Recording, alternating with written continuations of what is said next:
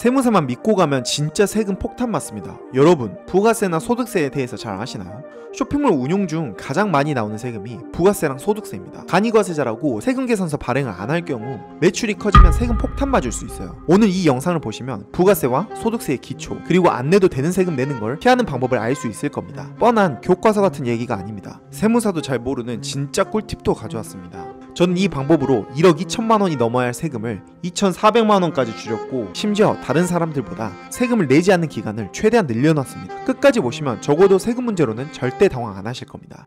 부가세, 이름은 복잡하지만 구조는 단순합니다. 물건 팔 때 가격의 10%를 더 얹어서 고객에 받는 세금이라고 생각하시면 됩니다. 예를 들어 내가 옷을 팔아서 받은 돈이 5만 5천 원이라고 가정해 볼게요. 손님은 그냥 5만 5천 원짜리 샀다고 생각하지만 사실은 옷값 5만 원과 세금 5천 원이 포함되어 있는 구조입니다. 여기서 중요한 포인트는 그 5천 원 내 수익이 아니고 내가 받아서 국가에게 대신 전달해야 될 돈이에요. 즉 5만 5천 원이 매출 전부가 아니고 실제 내 매출은 5만 원이라는 거죠. 여기서 한 가지 더 짚고 넘어갈 게 있는데요. 내가 옷을 사입할 때도 이미 부가세를 같이 냈다는 거예요. 동대문에서 옷을 2만 2천 원 주고 사왔다면 실제 구조는 옷값 2만 원, 세금 2천 원입니다. 국세청은 이 2천 원을 내가 낼 부가세에서 빼줍니다. 사입할 때 이미 냈으니까 중복으로 또 내지 말라는 거죠. 이 과정을 세무 용어로는 매입세액 공제라고 합니다. 그런데 동대문 의류 특성상 중요한 점이 하나 있습니다. 대부분 세금 계산서를 자동으로 해주지 않다는 거죠. 내가 계산서 발행 요청을 해야만 부가세 공제를 받을 수 있고, 그냥 현금으로 결제하면 공제를 받을 수 없는 거예요. 이런 경우에는 세금 폭탄을 맞을 수 있기 때문에 이 부분에 대해서는 뒤쪽에서 따로 다루도록 하겠습니다. 옷 사입 말고도 사업하면서 쓰는 모든 비용도 세금에서 빼줍니다. 사무실 월세, 인테리어 비용, 택배 박스, 포장지 같은 소모품, 사업용 휴대폰 요금, 부가세가 포함된 지출은 다 해당이 됩니다. 하지만 조건이 있습니다. 세금 계산서나 카드 내역, 현금용 수중이, 증빙이 있어야만 인정이 됩니다. 정리하면 돈을 쓴 흔적이 있어야 세금에서 빼주고, 증빙이 없으면 그냥 사업용이 아닌 사비로 쓴 걸로 봅니다. 하지만 모든 지출이 다 공제가 되는 게 아닙니다. 특히 동대문에서 사입삼촌에게 현금만 건네고 계산서 안 끊으면 증빙이 없으니 국세청 입장에서는 사비 쓴 거네 하고 처리해버리고, 나의 세무 장부에도 물건을 구매한 내역이 없기 때문에 세금에 문제가 생길 수 있습니다. 그래서 세액 공제를 받기 위해서는 세 가지만 잘 챙기면 됩니다. 세금 계산서, 사업용 신용카드 내역, 현금용 수중, 이 세 가지만 저장해두면 웬만한 부가세는 다 공제받을 수 있습니다. 여기까지가 일반과세자에 대한 내용인데요. 대부분 초보 사장님들은 사업 시작할 때 간이과세자로 등록을 합니다. 연매출이 1억 400만 원 미만이면 간이과세자 자격을 유지할 수 있죠. 간이는 일반과세자와 세금 계산 방식이 조금 다릅니다. 이 차이만 이해해도 세금 부담이 확 줄어듭니다. 그럼 간이제도는 왜 생겼을까요? 옛날에 장사 시작한 초보 사장님들을 떠올려보세요. 세금은 잘 모르고 장부도 제대로 안 쓰고 매출은 수첩에 적다가 잃어버리기 일쑤였죠. 결국 신고가 안 맞아 세금 더 내고 벌금까지 맞는 경우가 많았습니다. 국가도 고민이었어요. 이 사람들한테 일반 과세자처럼 복잡하게 다 내라고 하면 사업자도 망하고 세금도 못 걷겠다. 그래서 나온 게 바로 간이과세자 제도입니다. 복잡한 계산 빼고 간단하게 줄여주는 일종의 보호장치라고 보시면 됩니다. 그럼 간이과세자는 어떻게 계산할까요? 일반 과세자는 매출의 10%에서 매입의 10%를 빼는 구조죠. 하지만 간이는 다릅니다. 매출의 곱하기 10% 곱하기 쇼핑몰 부가율 15% 빼기 매입 0.5%입니다. 결과적으로 매출의 1.5%만 세금으로 낸다고 보시면 됩니다. 예를 들어 매출 6천만원, 매입 2천만원일 경우 계산은 이렇게 되죠. 여기서 차이 하나는 일반 과세자는 사입할 때 낸 부가세 10%를 다 빼주지만 간이과세자는 딱 0.5%만 인정해줍니다. 그렇기 때문에 매입세액 공제는 거의 없고 대신 매출 쪽 세금을 크게 줄여주는 구조죠. 결국 간이는 쇼핑몰에게 사입한 물건에 대한 매입세액 공제는 거의 해주지 않고 매출 세금 자체를 확 줄여주는 방식이라고 생각하시면 쉽습니다. 매출이 많이 나올 경우 일반 과세자였다면 세금이 몇백만원 단위로 나왔을 겁니다. 하지만 간이는 고작 80만원이면 끝났죠. 그래서 쇼핑몰은 간이로 시작하는 게 훨씬 유리합니다. 참고로 저는 실제로 연매출이 1억 400만원을 넘었는데도 무려 1년 6개월 동안 간이를 유지했는데요. 이걸 어떻게 했는지는 뒤에 소득세 개념을 설명한 뒤에 이어서 말씀드리겠습니다. 그럼 부가세를 줄이는 방법은 매입세액 공제밖에 없을까요? 딱 한 가지 방법이 있습니다. 매입이 없어도 부가세를 줄일 수 있는 방법, 바로 신용카드 매출전표 세액 공제예요. 손님이 카드나 현금 영수증으로 결제하면 그 내역이 자동으로 국세청에 잡히는데요.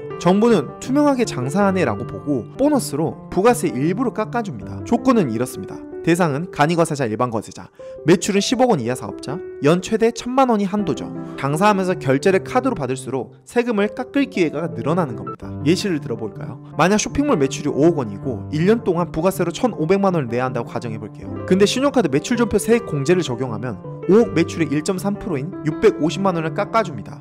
결국 세금은 1,500만원이 아니라 850만원만 내면 끝. 이거 하나만 챙겨도 세금이 반토막 가까이 줄어드는 거예요. 이걸 꼭 활용하셔야 합니다. 다음은 소득세에 대해서 말씀드리도록 하겠습니다. 소득세는 매출이 아니라 순수익에 세금을 매기는데요. 원리도 단순해요. 적게 벌면 세금을 적게 내고 많이 벌면 세금을 많이 내죠. 아래 표와 같이 소득에 따라 세금이 부과된다고 보시면 됩니다. 여기서 많이들 헷갈리는 게 있습니다. 내가 소득이 5천만원이면 전부 15%를 내야 한다? 아닙니다. 돈을 버는 구간마다 다른 세금이 붙는다고 보시면 됩니다. 예를 들어 내가 5천만원을 벌었다면 1,400만원까지는 6%, 나머지 3,600만원은 15%, 전부 15%가 아니라 구간별로 나눠 계산하는 겁니다. 그럼 순수익은 어떻게 구할까요? 순수익은 매출 빼기 원가 빼기 비용입니다. 원가는 사입비라고 생각하시면 되고요. 비용은 광고비, 배송비, 임대료 등입니다. 여기까지는 쉽죠. 문제는 세법이 모든 비용을 다 인정해주지 않다는 거예요. 내가 차를 3천만원 주고 샀다고 해서 이걸 전부 비용 처리하고 신고해 소득을 줄여 세금을 줄인다면 세법은 절대 안 받아줘요. 차는 몇 년 동안 쓰는 자산이라서 매년 조금씩만 비용으로 빼라고 정해놨거든요. 인테리어도 똑같습니다. 인테리어에 5천만원을 썼어도 한 번에 다 빼는 게 아니라 나눠서만 인정됩니다. 만약 이런 규칙을 모르고 직접 잔부를 잘못 쓰면 어떻게 될까요? 원래 세금이 500만원이면 끝날 걸 세금 1200만원 플러스 가산세 200만원 총 1400만원까지 낼 수도 있습니다. 한 줄 요약하자면 세법 모르고 장부 잘못 쓰면 수백만원이 날아간다. 근데 여기서 잠깐, 장부가 뭐냐? 장부는 쉽게 말해 사업용 가계부입니다. 오늘 매출이 얼마, 옷 사입에 쓴 돈, 광고비, 임대료, 택배비 얼마, 이런 걸 날짜별로 정리해둔 기록장이에요. 그런데 중요한 건 이걸 단순히 숫자로 적어놓는 게 아니라 세법이 인정한 방식대로 기록해야 되는 겁니다. 그래서 필요한 게 바로 세무대리인입니다. 세무대리인은 이 장부를 대신 작성하면서 법이 허용하는 한도 안에서 최대한 비용으로 인정받을 수 있게 정리해줍니다. 장부는 가계부가 아니라 세법이 인정하는 내 사업의 공식 성적표라고 생각하시면 되죠. 세무대리인은 이 성적표를 전문가답게 작성해주는 사람입니다. 다음은 간이과세자분들이 가장 많이 물어보는 게 있는데요. 세금계산서 꼭 발행해야 하나요? 언제부터 발행해야 되죠? 결론은 간단합니다. 단순경비율 대상이 아니라면 무조건 세금계산서를 발행해야 합니다. 세금계산서 발행하는 이유와 단순경비율에 대해서 알려드리겠습니다. 세금계산서 왜 굳이 물건가의 10%까지 내면서 발행해야 할까요? 내가 사업하면서 쓴 돈을 세법상으로 인정받기 위해서입니다. 만약 계산서를 발행하지 않으면 매출 전체가 소득으로 잡힙니다. 내가 1년 매출이 1억인데 단 한 번도 계산서를 안 끊었다? 국세처 눈에는 순수익 1억으로 보이고 세금만 1,956만원, 건강보험료 400만원에서 800만원까지 매깁니다. 이게 바로 세금 폭탄이에요. 그래서 세금계산서는 원칙적으로는 꼭 발행해야 합니다. 물론 예외가 있긴 합니다. 단순 경비율에 해당하는 경우에는 괜찮을 수 있어요. 단순 경비율 제도는 국세청이 아주 소규모 사업자를 위해 만든 제도인데요. 이건 연매출 6천만원 이하일 때만 해당됩니다. 이 제도는 말 그대로 평균적으로 그 사업의 매출의 일정 비율을 어차피 비용으로 나간다라고 보고 장부가 없어도 일정 금액을 자동으로 비용으로 인정해주는 방식이에요. 그러니까 쇼핑몰은 보통 매출의 절반 이상이 사입비 운영비로 나가니까 세금계산서를 발행하지 않아도 매출의 약 90%를 그냥 비용으로 인정해주고 나머지 10%만 소득으로 보고 여기에 소득세를 매기는 겁니다. 한마디로 장부를 못 챙기는 아주 소규모 사업자를 위한 제도라고 보시면 되죠. 하지만 이건 어디까지나 연매출 6천만원 이하에만 해당됩니다. 쇼핑몰 하시는 분들은 대부분 금방 넘어가기 때문에 현실적으로 쓸 일이 거의 없습니다. 그래서 정리하면 쇼핑몰 운영자는 연매출 6천만원이 넘어간다면 계산서 발행이 기본이다. 그럼 매출이 커지면 세금 줄일 방법이 전혀 없을까요? 다행히도 정부가 준비해둔 또 다른 혜택이 있습니다. 바로 청년창업자 세액감면 제도예요. 조건은 간단합니다. 만 34세 미만 청년, 군 보모자인 경우에는 보모 기간만큼 나이 한도가 늘어납니다. 그리고 정해진 업종 내에서 창업을 할 경우 이 두 가지를 만족하면 최대 5년 동안 소득세 100% 면제를 받을 수 있습니다. 상황에 따라선 소득세가 아예 0원이 되기도 하죠. 쇼핑몰은 전자상거래업이기 때문에 청년 창업자 세액감면 제도에 포함이 됩니다. 여기서 가장 중요한 건 창업의 정의입니다. 세법에서 말하는 창업은 단순히 가게를 열었다가 아닙니다. 완전히 새로운 사업을 처음 시작해야만 창업으로 인정돼요. 창업으로 인정되지 않는 세 가지를 예시를 들어볼게요. 기존 사업자의 업종을 추가하는 경우입니다. 내가 만약 쇼핑몰을 하고 있는데 SNS 마켓업을 추가한다? 이것은 확장일 뿐 창업으로 보지 않습니다. 그리고 폐업 후 같은 업종으로 재창업하는 것도 창업으로 보지 않습니다. 그리고 다른 사업을 인수한 경우에도 창업으로 보지 않습니다. 사업 인수에 대해서 창업으로 보는 예외의 경우도 있긴 하지만 이거는 대부분 해당하지 않기 때문에 따로 문의를 주시면 설명해 드리도록 하겠습니다. 앞서 말한 쇼핑몰 사장님들이 한 가지 알아놓으면 좋은 점이 있는데요. 아무래도 쇼핑몰 특성상 인플루언서가 될 확률이 높고 SNS에서 공동구매를 하게 될 확률도 굉장히 높은데요. 이 SNS 공구도 애초에 사업자를 등록할 때 SNS 마켓을 같이 등록해야 감면 혜택을 온전히 받을 수 있습니다. 앞서 말한 중간에 추가할 경우에는 업종 추가에 해당하기 때문에 공구 마켓은 세액 감면을 받을 수가 없게 됩니다.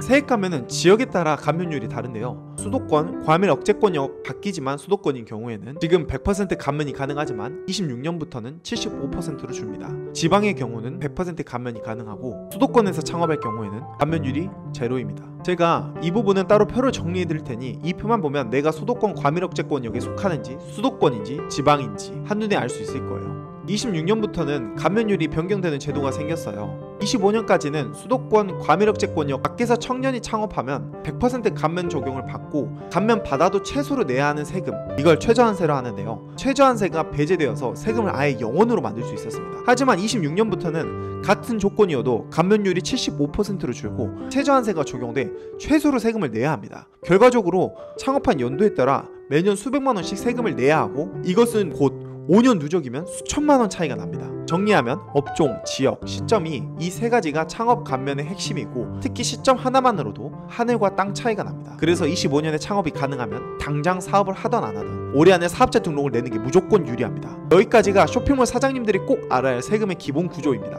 부가세, 소득세, 단순경비율, 청년창업 감면까지 사실 이 네 가지만 이해해도 세금에서 80%는 다 아신 거예요. 그런데 여기서 이 영상이 끝나면 뭐 일반 세무 대리인들이 늘 하는 설명, 국세청 책자에 나오는 설명, 다른 세금 개념 알려주는 영상이랑 똑같습니다. 제가 이 영상을 만든 이유는 바로 그 다음 단계 때문입니다. 합법적으로 세금을 최대한 적게 내는 방법, 세무사도 잘 모르는 부분, 국세청 직원도 바로 다 못하는 부분들, 이것 때문에 이 영상을 만들었습니다. 자, 이제부턴 진짜 실전 꿀팁입니다. 매출이 1억 400만 원을 넘겼는데도 간이과세자를 1년 6개월 유지하는 방법, 청년창업 세액 감면을 최대한 오래 끌고 가는 방법, 그리고 지금 시점에서 세금을 거의 안 내는 사업자 등록 방법까지, 이건 블로그나 국세청 책자에 어디에도 없는 현장 노하우예요. 이 파트만 제대로 챙겨도 앞으로 세금 때문에 당황할 일은 절대 없을 겁니다. 간이과세자 가장 오래 하는 방법은 바로 환산매출 개념을 아셔야 돼요. 실제로 나 작년 매출 1억 4천 안 넘겼는데 왜 올해 일반으로 바뀌었지? 하고 당황하는 분들 정말 많아요. 이유는 딱 하나, 환산매출액을 몰라서 그래요. 환산매출액이 뭘까요? 간단히 말해서 올해 매출을 12개월로 환산해서 계산하는 기준 매출이에요. 국세청은 사업자가 1월부터 12월까지 1년을 꽉 채워 사업을 했다고 가정하고 매출을 환산합니다. 예를 들어볼게요. 내가 12월에 처음 사업자를 내고 매출이 딱 1,000만 원이 나왔다고 해볼게요. 사장님 입장에서는 매출 1,000만 원밖에 안 벌었다, 내년에 간이과세자겠지? 라고 생각하겠지만 국세청은 이렇게 계산합니다. 1,000만 원 나누기 1개월 곱하기 12개월은 1억 2천만 원. 이게 바로 환산매출이에요. 실제로는 1,000만 원밖에 매출이 내지 않았어도 국세청 눈에는 환산매출 1억 2천으로 잡는 겁니다.